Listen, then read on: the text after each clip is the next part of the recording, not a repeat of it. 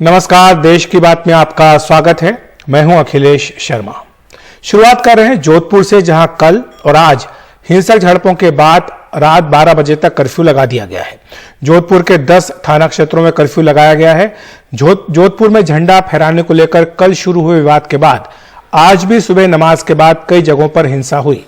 जोधपुर में mobile internet सेवाएं बंद कर दी गई हैं। वहीं से सांसद और केंद्रीय मंत्री गजेंद्र शेखावत भी आज हिंसा प्रभावित इलाकों में पहुंचे और वहां का जायजा लिया। सोमवार रात को अलग अलग समुदाय के झंडे लेकर शुरू हुआ ये विवाद इस हद तक पहुंच गया।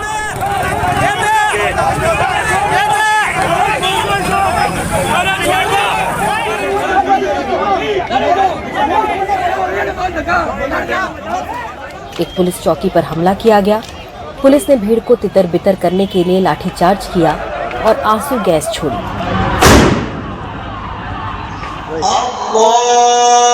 मंगलवार सुबह पुलिस के भारी इंतजाम के बीच ईद की नमाज अदा की गई, लेकिन इसके फौरन बाद शहर के 5 अलग अलग इलाकों में झड़प हो गई।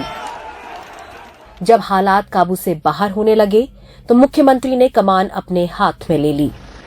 जोधपुर में कर्फ्यू लगा दिया गया और वरिष्ठ मंत्रियों और अफसरों को विमान से जोधपुर भेजा गया, लेकिन जोधपुर में तनाव कायम है।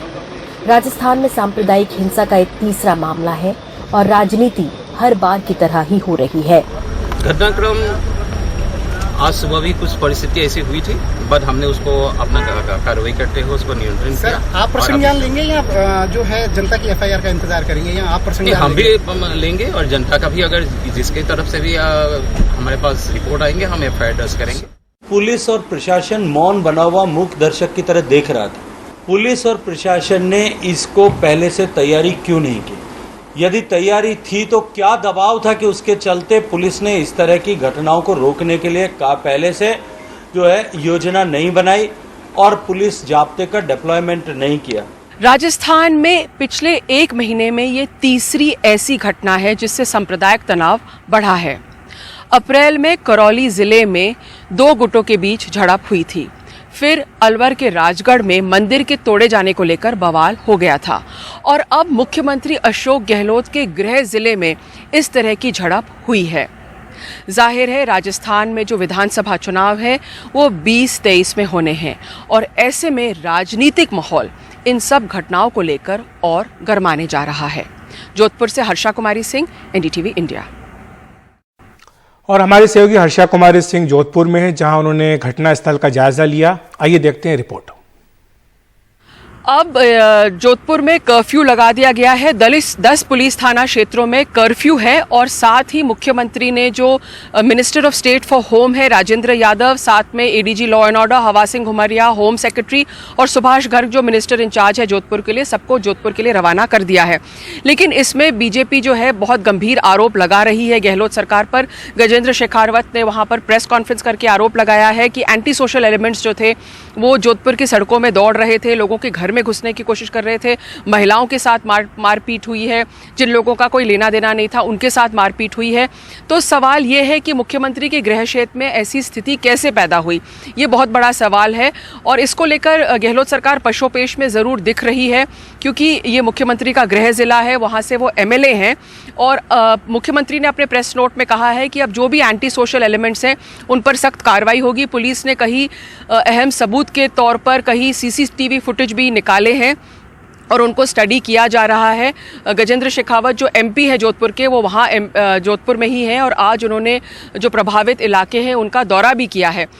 तो एक तरफ जहाँ अब गहलोत सरकार सख्ती की बात कर रही है तो बीजेपी ये सवाल उठा रही है कि मुख्यमंत्री के गृह जिलों में क्यों इंटेलिजेंस फीडबैक नहीं था। आपको मालूम है कि अक्षय तृतीया, ईद और परशुराम जयंती एक साथ आ रहे हैं, त्योहारों का सीज़न है, तो क्यों नहीं ज़्यादा सतर्क रही पुलिस प्रशासन और किस तरह से ये उपद्रव जो है वो कैसे हुआ। तो काफ़ी गंभीर सवाल है। साथ ही में इसका एक राजनीतिक कॉन्टेक्स्ट भी है, क्योंकि राजस्थान में चुनाव होने वाले हैं 2023 में और ये मुख्यमंत्री का गृह जिला है, तो जाहिर है कि बीजेपी मुख्यमंत्री को कटघरे में खड़े करने की कोशिश करेगी और अब इससे कैसे निपटती है गहलोत सरकार, ये देखना आगे है। लेकिन फिलहाल शांति है, क्योंकि कर्फ्यू जो है कर्फ्यू लगा दी गई है। और साथ ही हम देख रहे हैं कि जो इंटरनेट है, इंटरनेट भी वहाँ पर सस्पेंड है, ताकि और ये जो उपद्रव है ये नहीं फैले। बात करते हैं मध्य प्रदेश के खरगोन की, जहां ईद और अक्षय तृतीया संगीनों के साय में मनाई गई। शहर में कर्फ्यू लगा रहा, लोगों ने नमाज घर में अता की और मांगलिक रस्में भी। जिनके घर पर सरकारी हथौड़ा चला वो बेबसी में ही घुटते रहे। खरगोन की ईद पर हमारे साथी अनुराग द्वारी की ये रिपोर्ट। आज दिनांक 3 मई मंगलवार के प्रतिबंधात्मक आदेश में किसी भी प्रकार की कोई छूट नहीं दी गई है।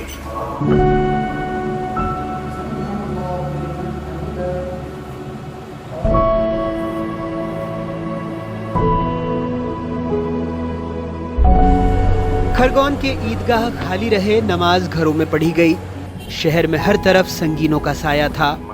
शोर तोड़ने के लिए चोंगे से ऐलान कि लोग घरों में ही रहें, शहर में कर्फ्यू है। सभी नागरिकों से अपील की जाती है कि अपने अपने घरों में रहकर ही त्योहार मनाएं। संजय कॉलोनी में शाहदुल्ला बेग तरबूज का ठेला लगाते थे। प्रशासन ने घर का हिस्सा तोड़ा, साथ में मवेशी खुले छूट गए। पूरे तरबूज बर्बाद हो गए।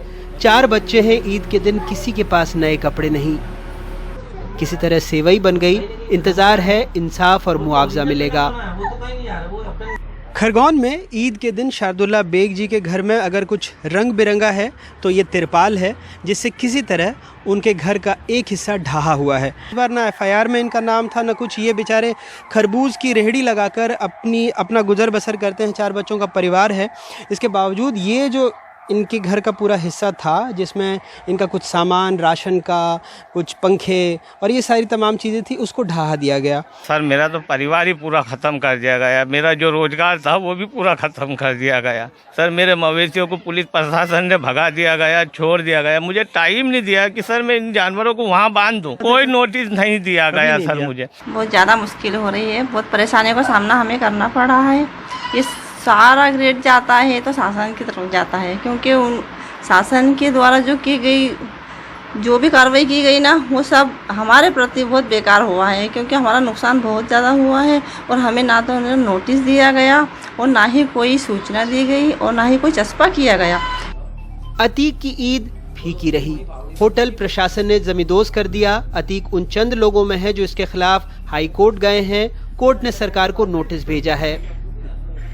हाँ जी, हैरत तो होती है। पहले कभी नोटिस आया ही नहीं और अचानक उन्होंने और ये गिराने के बाद एक बार फिर से नोटिस आ गया। हाँ, गिराने के बाद जो निर्माण गिरा दिया गया उसको। जो निर्माण गिरा दिया उसके बाद नोटिस। तो अब आप कोर्ट गए हैं, आपको क्या उम्मीद है न्याय की? बस कोर्ट से यही उम्मीद है कि जो हमारा माली नुकसान हुआ है उसका मुआवजा मिल जाए हमें।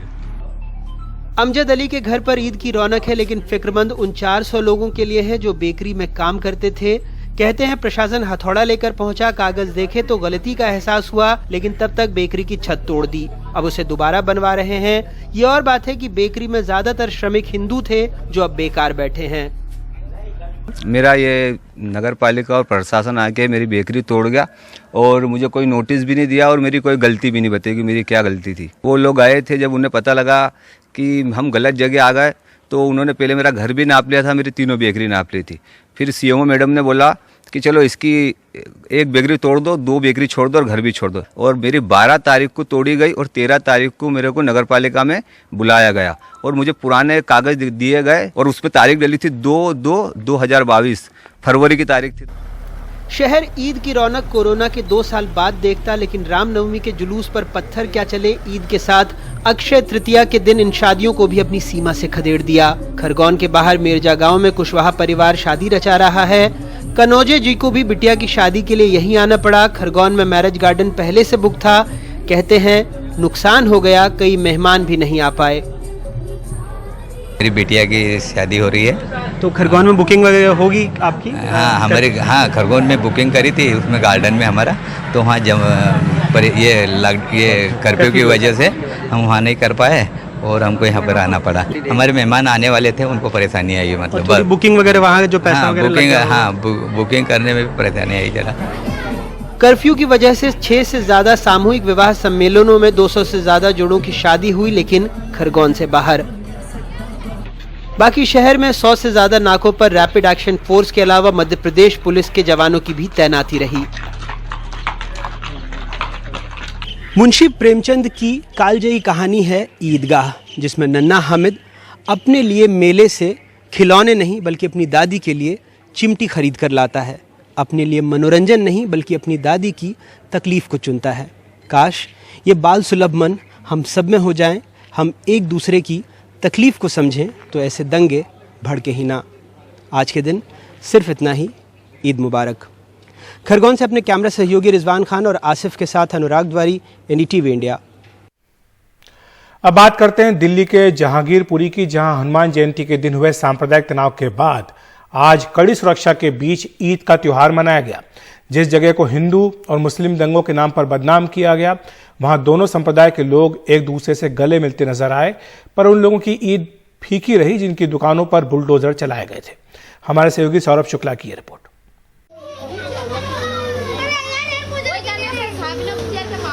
ये तस्वीर उस जहांगीरपुरी की है जहां कुछ दिन पहले हिंदू और मुसलमान एक दूसरे को तलवारें दिखाकर पत्थरबाजी कर रहे थे, लेकिन ये तस्वीर सुकून देने वाली है। अकबर और पंडित रमन झा दोनों की दुकानें या रेहड़ी कह लें एमसीडी के बुलडोजरों ने ढहा दी थी, लेकिन इनके भाईचारे को नहीं ढहा सकी। ईद का मौका है, दोनों एक दूसरे से गले मिल रहे हैं और अकबर पंडित रमन झा को मीठी सेवैयां खिलाकर मुंह मीठा करवा रहे हैं। हम लोग ईद में सेवैयां बनाते थे, पंडित जी को भी देते थे, पंडित जी भी हमसे मिलते थे, खाते थे, गले मिलते थे। ईद में हम लोग गले मिलते थे, भाईचारा था हम लोगों का। भाईचारा था, अब भी वो भाईचारा बरकरार रखा है? अब भी बरकरार है, आपके सामने हम गले मिल रहे हैं। शुरू से ही हम लोग एक साथ में हैं, पड़ोसी भी है, दुकान का भी पड़ोसी है, घर के भी आसपास में है, तो हम लोगों की कोई ऐसी कोई गिला शिकवा नहीं है। और हम मन के चलिए एक साथ में होने से तो इंसान मान के चलिए, एक तो जानवर भी आपस में प्रेम कर लेते हैं, हम लोग तो इंसान हैं, तो इंसानी अगर प्रेम नहीं है तो क्या फायदा। जिस रोज बुलडोजर से 11 साल के आसिफ की मां की दुकान तोड़ी गई थी, उस वक्त सिक्के बटोरते आसिफ की तस्वीर काफी वायरल हुई थी। आज 11 साल का आसिफ भी सज धज कर सबको ईद की मुबारकबाद देता नजर आया। आपको आसिफ याद होगा, उस दिन की रेडी टूटी तो सिक्के बन रहे थे। आसिफ भी आज पूरा तैयार होकर के खुश हो आज आसिफ ईद में? हाँ खुश हो। ईद मुबारक सबको मेरी तरफ से, जो हमारे मदद करे थे। आज ईद के नमाज में बहुत दुआ करा तुम्हारे। सजे धजे बच्चों को देखकर लगता ही नहीं कि यहाँ कुछ दिन पहले हिंसा हुई थी। पुलिस तो काफी संख्या में है, पर उनके आसपास हंसते खेलते बच्चे माहौल को सामान्य बनाए हुए नजर आए। 30 साल की हसीना की कबाड़ की दुकान बुलडोजर से ढहा दी गई थी। हसीना के 3 बच्चे हैं, जिसमें 7 साल की शाहिला भी है, जिसे आंख का कैंसर है। हमारा तो कबाड़े के काम में मैम, हमारा हस्बैंड कबाड़ा बिनने जाते हैं, हमारी रेडी वेडी टूट गई है, ठीक है। अब तो दूसरे के गोदाम पे जाते हैं, दूसरे के यहाँ पे वो करते हैं। अब दूसरे के यहाँ अपना जिस सारा नुकसान हो गया तो क्या करें अब, लेकिन दूसरे के उस पर ठेके पे काम कर रहे हैं। अब वो दूसरा देंगे जब चलेगा, नहीं तो वो भी नहीं होगा। ये तो इस टाइम काम की बहुत परेशानी हो रही है, लेकिन हमें जो ये है बच्चों की हमारी ईद वगैरह ये तो सही कुछ बनी नहीं है सही ढंग से। सबसे ज़्यादा हमें पैसे तो नुकसान तो हुए, लेकिन हमारी बच्ची में ज़्यादा इलाज में पैसे हो जाते हैं। अब दूसरों से कर्जा लेके फिर जब जाके वो करें, हम नहीं पहने, हम अपने बच्चे को पहना दिए, वही बहुत है। ईद तो जहांगीरपुरी में शांति और भाईचारे के साथ गुजर गई, पर यहाँ के लोग अब भी डर के साए में जी रहे हैं। सबकी नजरें सुप्रीम कोर्ट के निर्णय पर टिकी हुई हैं। आगे यहाँ बुलडोजर चलेगा या नहीं, इस पर 4 मई को सुप्रीम कोर्ट में फैसला होना है। इस गली के बाहर काफी पुलिस बल अब भी तैनात है, लेकिन ईद का त्योहार नमाज शांति के साथ भाईचारे के साथ अता की गई। यही भारत है, अनेकता में एकता है, और खासकर ये वो तबका है जो रोज कमाता है और खाता है। इन दंगों में नुकसान उन नेताओं का नहीं होता है, सियासत में नुकसान उन नेताओं का नहीं होता, सियासत में नुकसान आम आदमी का होता है, गरीबों का होता है। तो इस तस्वीर के साथ आपको छोड़े जाते हैं, जहां पर अकबर और पंडित रमन झा साथ साथ ईद की मुबारक एक दूसरे को दे रहे हैं। सहयोगी पवन कुमार के साथ जहांगीरपुरी से सौरभ शुक्ला, एनडीटीवी इंडिया। पहले महाराष्ट्र, फिर उत्तर प्रदेश और अब दिल्ली में भी लाउड स्पीकर को लेकर विवाद हो रहा है। दिल्ली बीजेपी ने मुख्यमंत्री अरविंद केजरीवाल से मांग की है कि दिल्ली के सभी धार्मिक स्थलों और अन्य जगहों से लाउडस्पीकर हटवा दिए जाएं क्योंकि इनसे ध्वनि प्रदूषण होता है, जबकि आम आदमी पार्टी बीजेपी की मांग पर सवाल भी उठा रही है और पुरजोर विरोध भी कर रही है। देश के कई हिस्सों में लाउडस्पीकर पर चर्चा चल रही है, विवाद चल रहा है और अब लाउडस्पीकर का मामला देश की राजधानी दिल्ली में भी उठना शुरू हो गया है। दिल्ली बीजेपी के अध्यक्ष आदेश गुप्ता ने दिल्ली के मुख्यमंत्री अरविंद केजरीवाल को चिट्ठी लिख के मांग की है कि दिल्ली के अंदर सभी धार्मिक स्थलों और अन्य जगहों पर जो लाउडस्पीकर लगे हुए हैं उनको हटाया जाए। उन्होंने अपनी चिट्ठी में लिखा है कि माननीय उच्चतम न्यायालय के आदेशानुसार सभी धार्मिक स्थलों व अन्य जगहों पर लगे लाउडस्पीकरों को हटाया जाना चाहिए। ये लाउडस्पीकर ध्वनि प्रदूषण के मुख्य स्रोत हैं। माननीय उच्चतम न्यायालय द्वारा कहा गया है कि इनकी आवाज़ की सीमा निर्धारित हो ताकि पढ़ने वाले बच्चों, मरीजों, ऑफिसों में कार्यरत लोगों की इसकी आवाज़ के कारण शांति भंग ना हो। अतः मेरा आपसे अनुरोध है कि अन्य राज्यों की तरह दिल्ली में भी माननीय उच्चतम न्यायालय के आदेश का पालन करते हुए सभी क्षेत्रों से लाउडस्पीकर तुरंत हटवाए जाएं और इसके उल्लंघन करते पाए गए दोषियों को तय नियमानुसार दंड या फाइन दिया जाए। दिल्ली के हमारे सभी सांसदों और विधायकों की भी यही मांग है। लाउडस्पीकर हटाने का अभियान शुरू करें।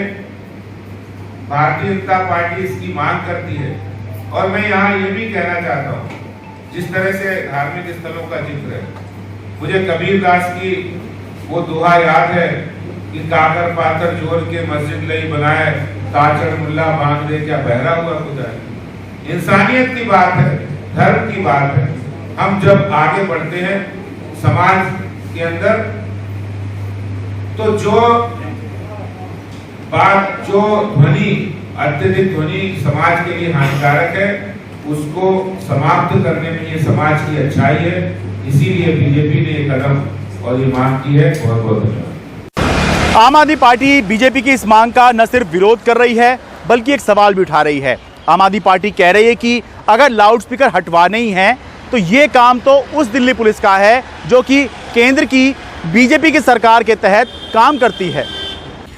देखिए, सबसे पहली बात तो मैं उनसे ये कहूँगी कि चिट्ठी लिखने से पहले अगर वो इस बात का संज्ञान ले लेते कि इसकी जिम्मेदारी दिल्ली पुलिस की है, उनके पास लाउडस्पीकर हटाने की और उसकी कंप्लायंस की जिम्मेदारी है, तो शायद सबसे पहले तो उनको इस बात का संज्ञान लेना चाहिए था। पिछले कुछ समय से पूरे देश के अंदर दो शब्द बहुत ज़्यादा चर्चा में हैं या विवादों में हैं।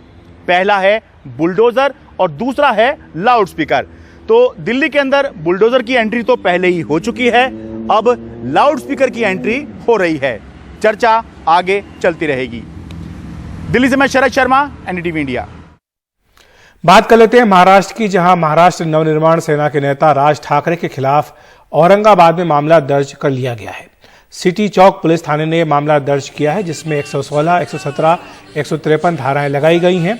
जिनके खिलाफ मामला दर्ज किया गया उनमें राजीव ज्वालाकर और अन्य आयोजक भी हैं। इस बीच मुंबई पुलिस ने एमएनएस कार्यकर्ताओं को हिरासत में लेना शुरू कर दिया है। मुंबई में चांदीवली के विभाग अध्यक्ष महेंद्र भानुशाली को हिरासत में ले लिया गया। भानुशाली के ऑफिस से पुलिस ने लाउडस्पीकर भी जब्त कर लिया है।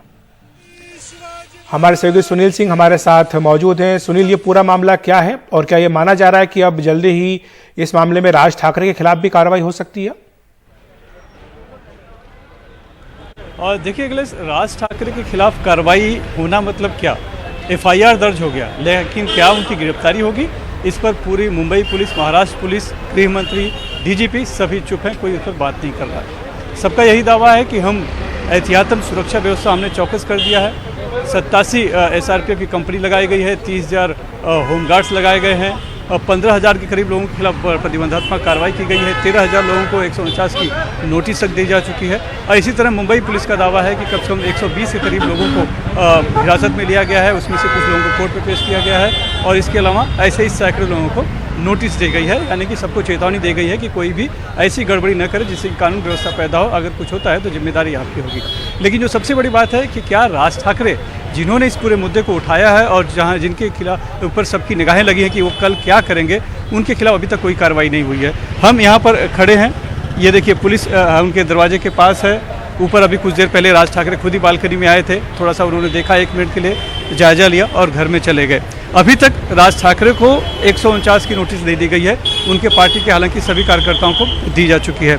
मामला दर्ज हुआ, 1 मई को सभा थी, उन्होंने जिस तरह से भड़काऊ भाषण दिया उसके खिलाफ मामला दर्ज हुआ, लेकिन आज जाकर दर्ज हुआ जब कई बार पत्रकारों ने डीजीपी से सवाल किया। उसके बाद इतना ही नहीं तो 6 अप्रैल का एक गैर जमानती वारंट जो है सांगली की एक कोर्ट ने जो जारी किया था और मुंबई पुलिस को कहा था कि इन्हें हमारे सामने पेश किया जाए, वो भी, उस पर भी अभी तक कोई कार्रवाई नहीं हुई है। तो लिहाजा सिर्फ व्यवस्था की जा रही है, सुरक्षा व्यवस्था चौकस होने की बात की जा रही है, इनके जो समर्थक हैं उनकी धरपकड़ की जा रही है, सभी को नोटिस दी जा रही है, लेकिन जो इस पूरे विवाद की जो जड़ है उनके खिलाफ कोई कार्रवाई नहीं करे। यानी कहीं न कहीं पुलिस को भी लग रहा है, राज्य सरकार को लग रहा है कि राज ठाकरे पर हाथ डालेंगे तो स्थिति और ख़राब हो सकती है। इसीलिए इनके खिलाफ कार्रवाई करने में बहुत ही फूंक कर फिलहाल कदम उठाया जा रहा है। लिहाजा ये अभी भी लोगों को लग रहा है या लोग डरे हुए हैं कि आखिर 4 मई का, 3 मई आज खत्म होने को है, 4 मई को उन्होंने अल्टीमेटम दिया है कि अगर लाउडस्पीकर नहीं हटेंगे मस्जिदों पर से तो मस्जिदों के सामने जाकर वो हनुमान चालीसा पढ़ेंगे लाउडस्पीकर लगा के। उस आंदोलन कल अगर होता है तो क्या कानूनी स्थिति हो, कानून व्यवस्था हो सकती है। सबसे बड़ी बात जो नहीं दिख रही है सरकार की तरफ से ये कि जैसे खबर आ रही कि उत्तर प्रदेश में कुछ लाउडस्पीकर उतारे गए, कुछ की आवाज़ कम की गई। मुंबई पुलिस या महाराष्ट्र पुलिस ऐसा कोई आंकड़ा यहाँ पर नहीं दे रही है कि कितने लाउडस्पीकर मस्जिदों की लाउडस्पीकर की आवाज़ कम की गई है या सुप्रीम कोर्ट के तय मानक के हिसाब से सबको बनाना है। बस वो कानून व्यवस्था की बात कर रही है और साथ ही चेतावनी दे रही कोई अगर कानून में हाथ मिलेगा तो उसके खिलाफ सख्त कार्रवाई की जाएगी। शुक्रिया सुनील आपका इस तमाम जानकारी के लिए। और देश की बात में वक्त है एक ब्रेक का। ब्रेक के बाद बताएंगे वाराणसी में क्या है वीडियोग्राफी का विवाद।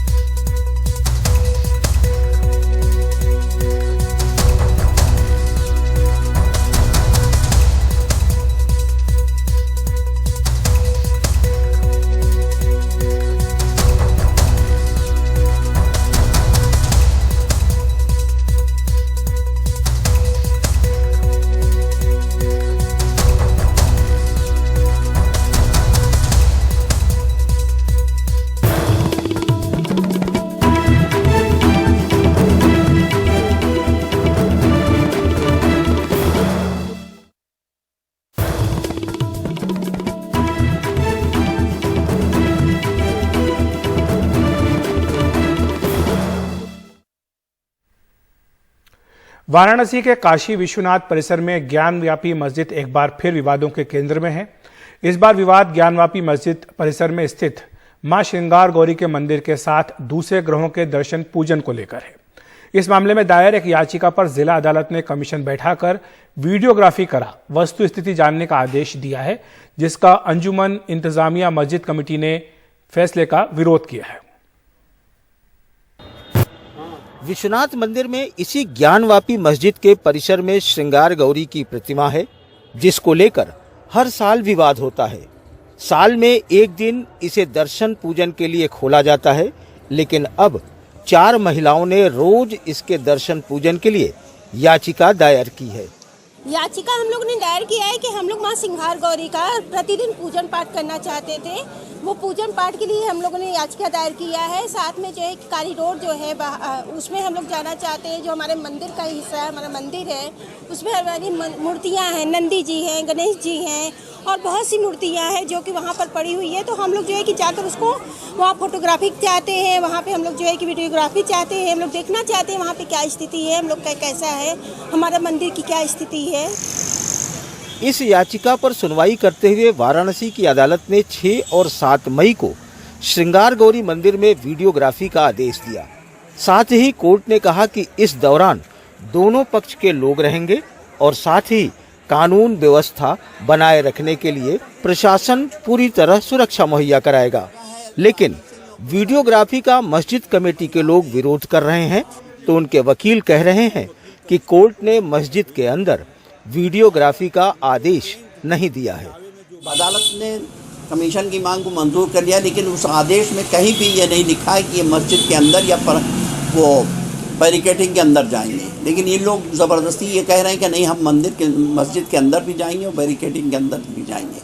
हमारा मानना ये है कि हम संविधान के दायरे में रहते हुए इसका विरोध करेंगे कि आप मस्जिद के बैरिकेटिंग के अंदर, मस्जिद के अंदर आप नहीं जा सकते, क्योंकि बैरिकेटिंग के अंदर और मस्जिद के अंदर केवल सुरक्षाकर्मी और मुसलमान ही जा सकते हैं। कुछ भ्रम लोगों के बीच में है, दिमाग में है कि शायद मस्जिद का भी मामला इसमें इन्वॉल्व है, ज्ञानवापी मस्जिद की भी वीडियोग्राफी हो, उसमें भी अंदर प्रवेश कराया जाए, लेकिन ऐसा कुछ भी नहीं है।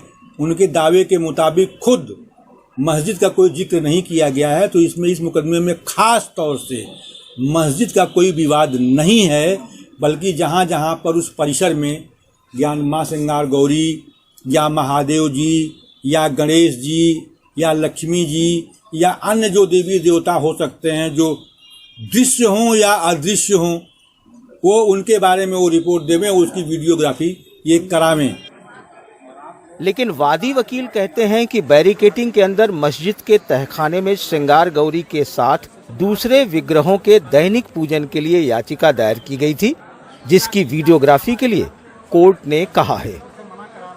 न्यायालय का आदेश है और न्यायालय के आदेश के अनुसार, हमारी मांग के अनुसार बैरिकेटिंग के अंदर तहखाना है, माँ श्रृंगार गौरी का स्थान है और नंदी जी हैं, गणेश जी हैं, भैरव जी हैं। यदि वहां जाने से मुझे रोका जाता है तो कोर्ट का आदेश का अवमानना होगा, कोर्ट ऑफ कंटेम्प्ट का अधिकारी बनेंगे। इस याचिका के अलावा 1991 में भी एक मुकदमा दायर हुआ था, जिसमें कहा गया था कि मस्जिद में स्वयंभू विश्वेश्वरनाथ शिवलिंग आज भी स्थापित हैं।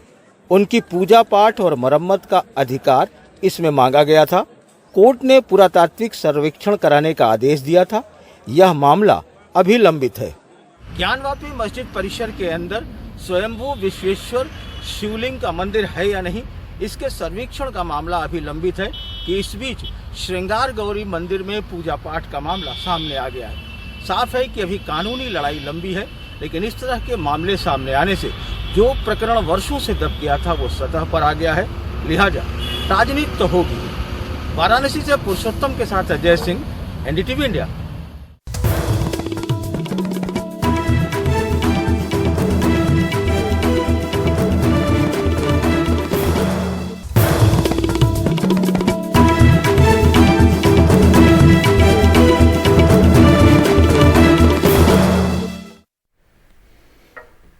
झारखंड की हेमंत सोरेन सरकार की मुश्किलें बढ़ रही हैं।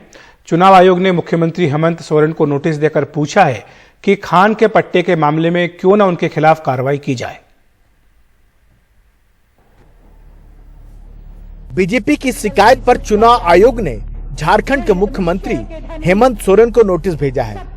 नोटिस में कहा गया है कि उनके पक्ष में खान का पट्टा जारी करने के मामले में क्यों न कार्रवाई की जाए। यह पहली नजर में लोक प्रतिनिधित्व अधिनियम की धारा 9A का उल्लंघन है।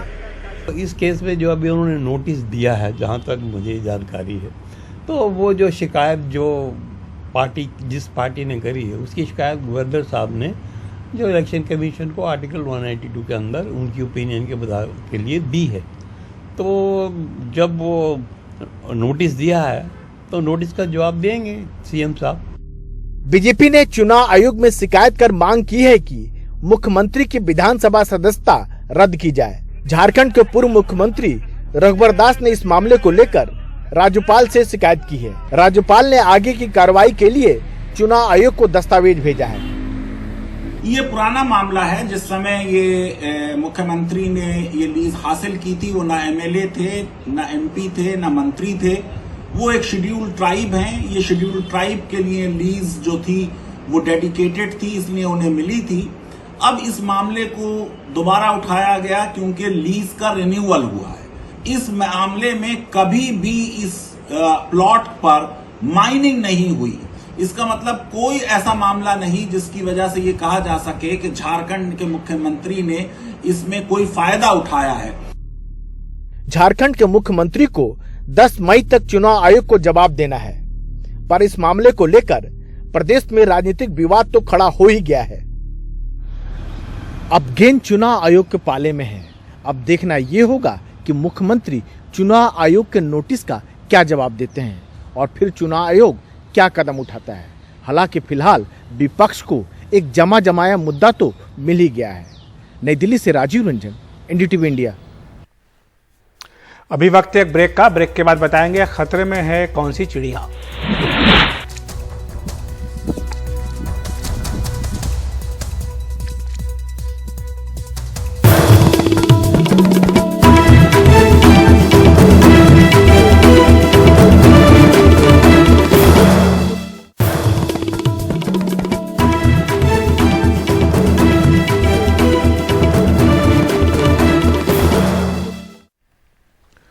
बिजली के हाई टेंशन तार और विंड मिल्स के चलते राजस्थान का राज्य पक्षी विलुप्त होने की कगार पर है।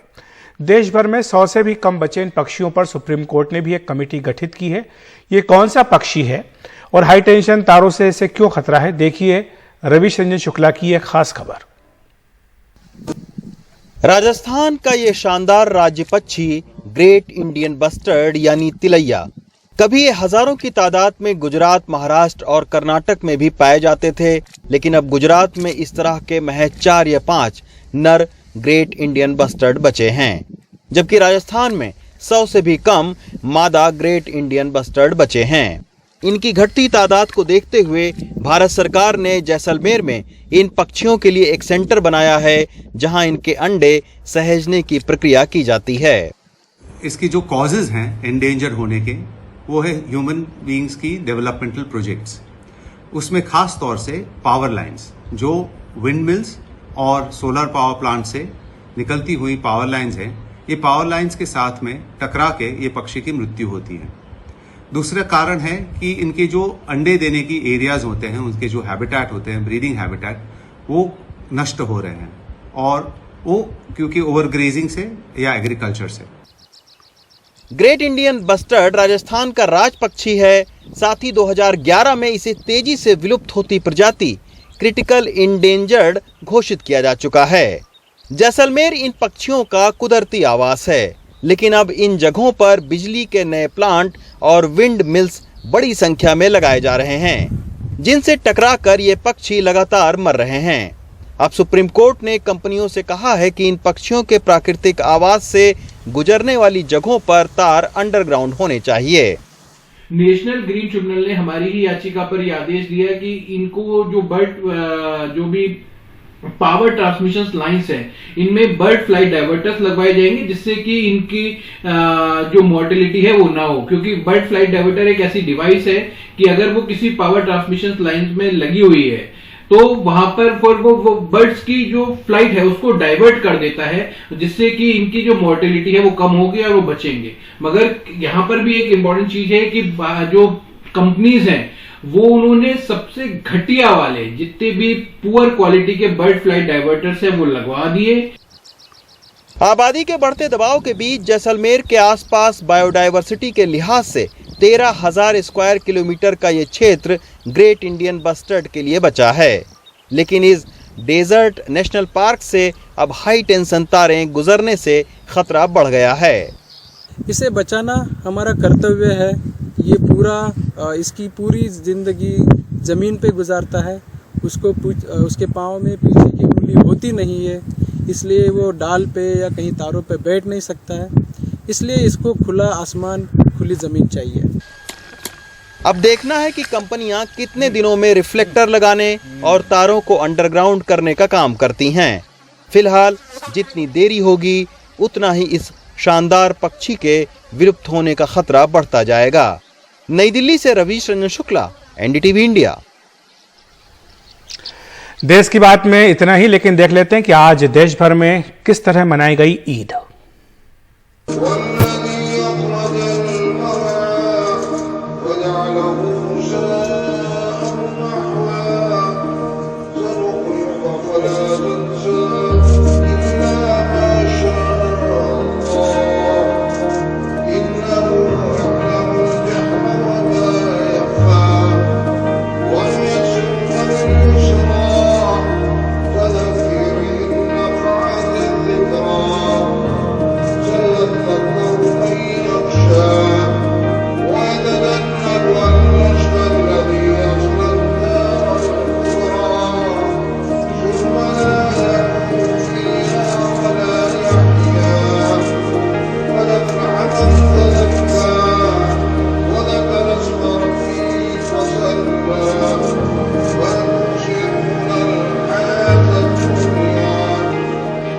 आप सभी को ईद मुबारक। बरकत हो, देश में पूरे बरकत हो।